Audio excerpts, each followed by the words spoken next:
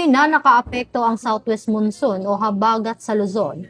Ayon sa Pag-asa, sa kanilang weather forecast ngayong Agosto 11 taong kasalukuyan, inaasahan ang paminsan-minsang pag-ulan sa Zambales, Bataan at Occidental Mindoro, habang maulap sa kalangitan na may kalat-kalat na pag-ulan at thunderstorms sa Metro Manila, Calabarzon at ilang bahagi ng Luzon.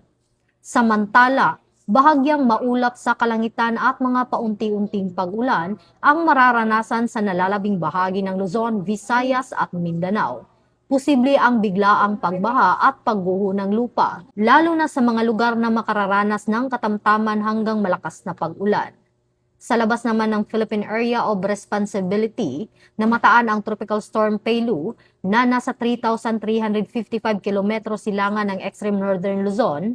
Taglay ang lakas ng hangin 85 km kada oras at pagbugsong hangin 105 km kada oras. Pinapayuhan ang publiko na manatiling alerto lalo na sa mga lugar na maaaring makararanas ng pagbaha at pagguho ng lupa.